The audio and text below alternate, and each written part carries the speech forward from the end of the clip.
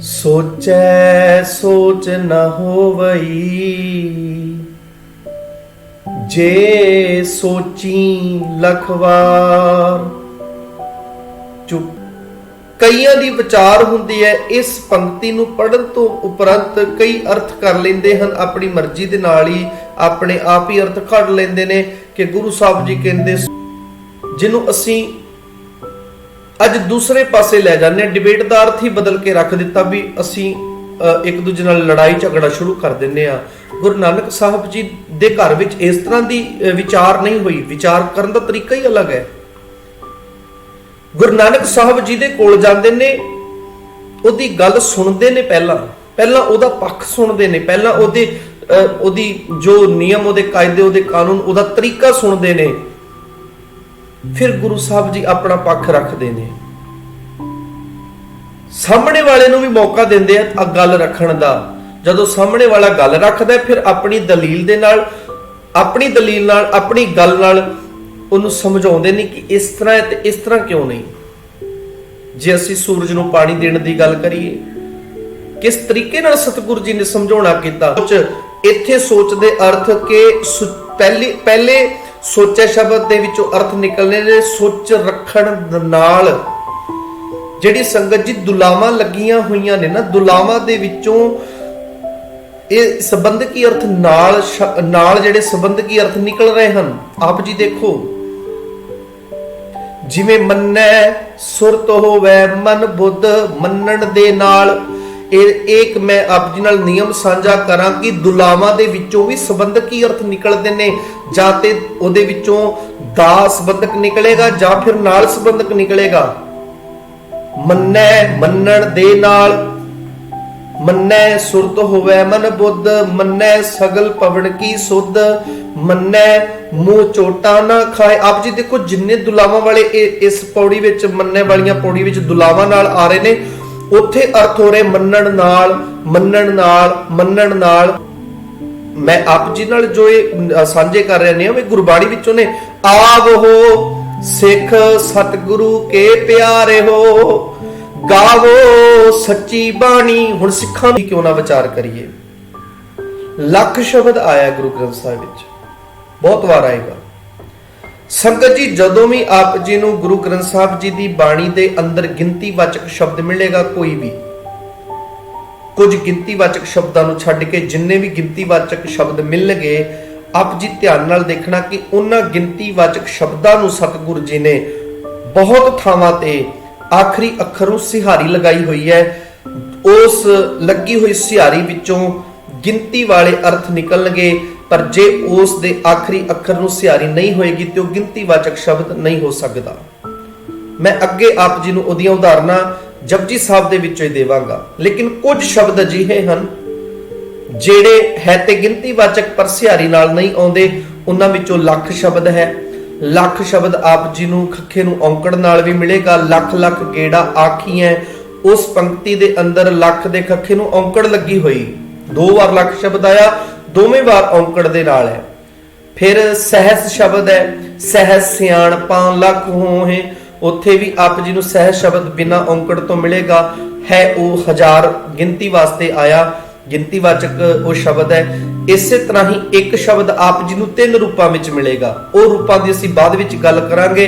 सिहारी नाल भी आउंदा एक शब्द दे कक्के नूं औंकड़ भी होएगी ते एक ईड़ी नूं सिहारी कक्का मुक्ता भी होएगा। तिन्ने रूपां दे विच एक शब्द गुरु ग्रंथ साहिब विच आप जी नूं मिलेगा। ते जेड़े सिहारी वाले आप जी नूं गिनतीवाचक शब्द मिलणगे किहड़े ने जी? कोट। कोट शब्द दे टैके नूं जे सिहारी है ते अर्थ हन करोड़, पर जे कोट दे टैके नूं औंकड़ है तां फिर अर्थ होणगे 1 किला। याद रखना, 1 किला।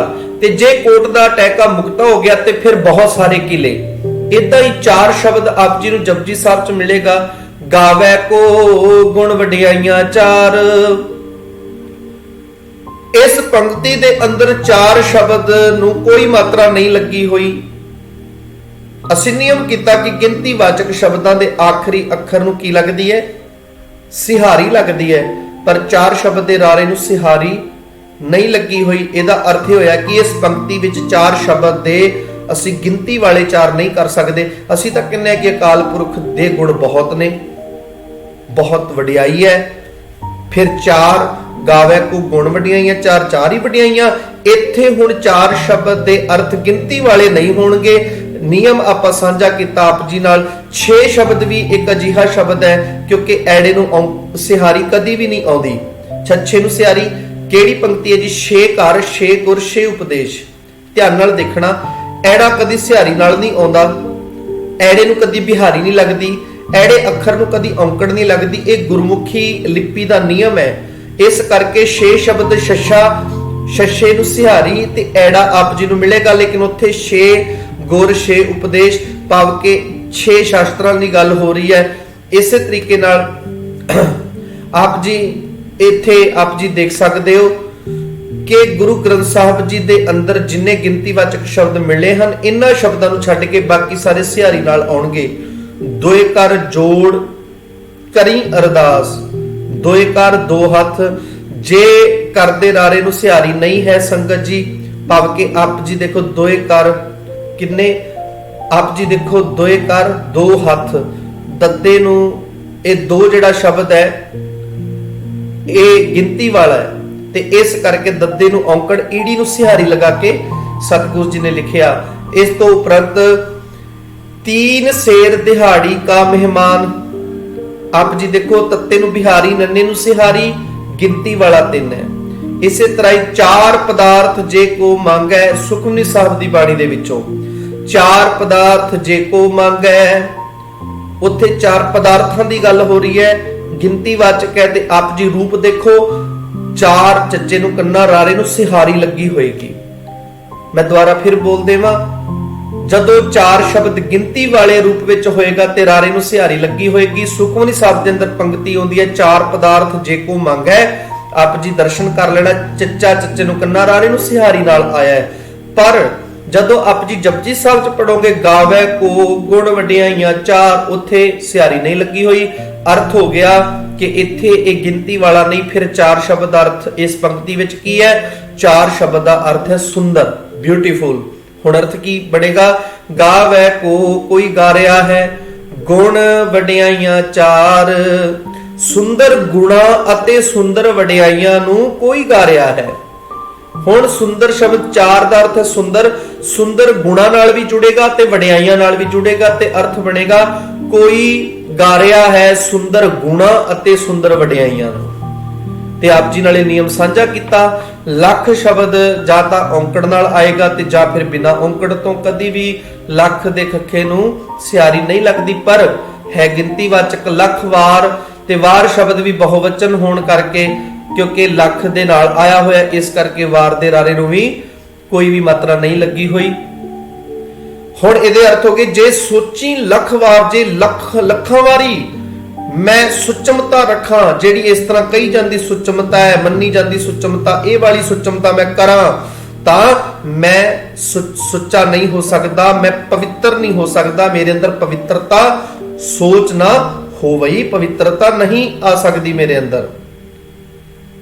जे सोची, जे मैं इस तरह की ਜਿਹੜੀ मैं पवित्रता है ना, भावें लखों वारी इस तरह वाली पवित्रता रख लवां, चुपै चुप ना हो वई।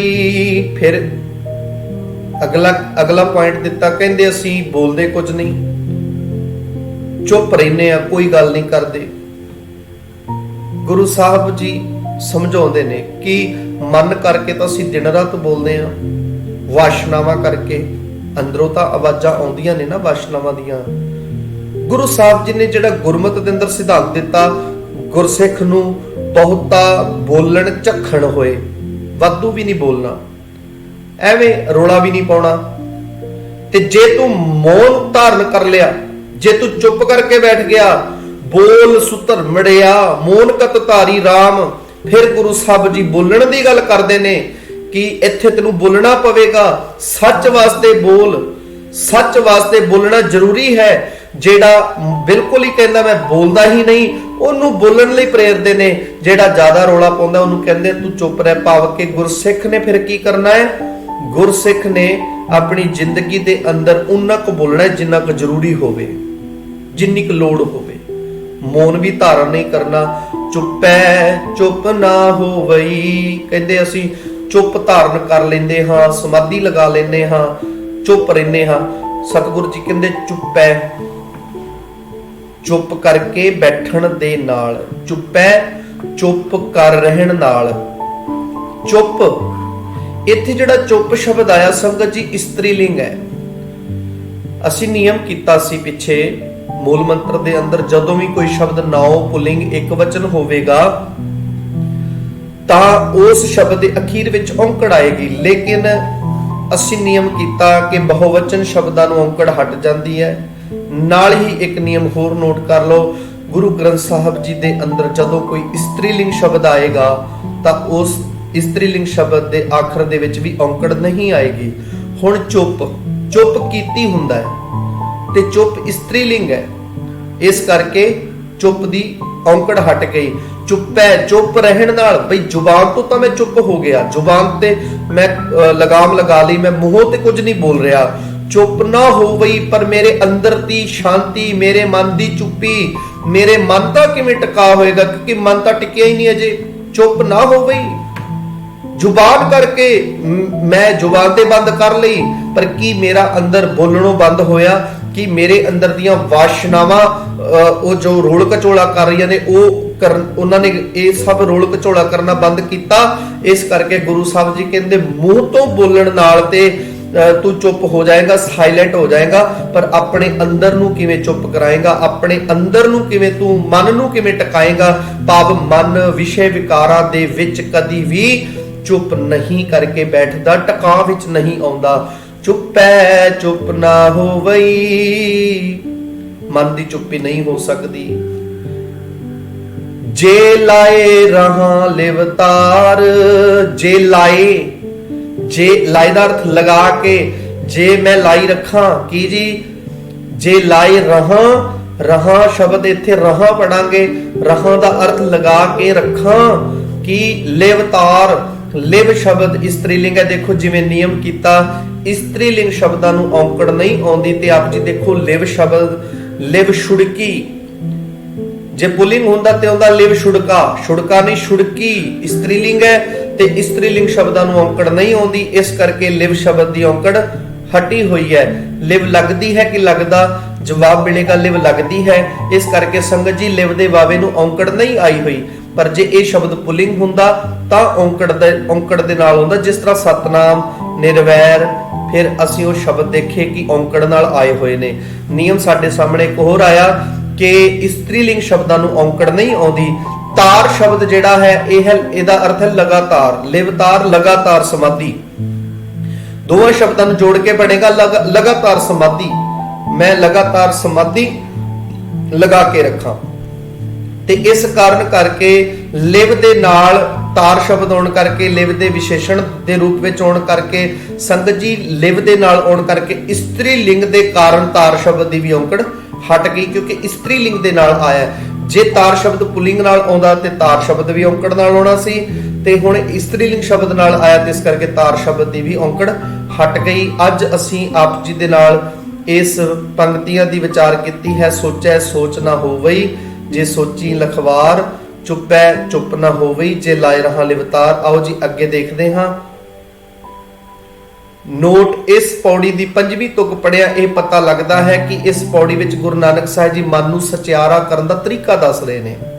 ਜਿਵੇਂ ਅਸੀਂ ਪਿੱਛੇ ਗੱਲ ਕੀਤੀ ਹੈ, ਸਭ ਤੋਂ ਪਹਿਲਾਂ ਉਹਨਾਂ ਸਾਧਨਾਂ ਦਾ ਜ਼ਿਕਰ ਕਰਦੇ ਹਨ ਜੋ ਹੋਰ ਲੋਕ ਵਰਤ ਰਹੇ ਹਨ, ਜਿਵੇਂ ਤੀਰਥਾਂ ਦਾ ਇਸ਼ਨਾਨ, ਜੰਗਲਾਂ ਵਿੱਚ ਜਾ ਕੇ ਸਮਾਧੀ ਲਾਉਣੀ, ਮਨ ਨੂੰ ਮਾਇਆ ਵਿੱਚ ਪਹਿਲਾਂ ਰਜ਼ਾ ਲੈਣਾ, ਸ਼ਾਸਤਰਾਂ ਦੀ ਫਿਲਾਸਫੀ।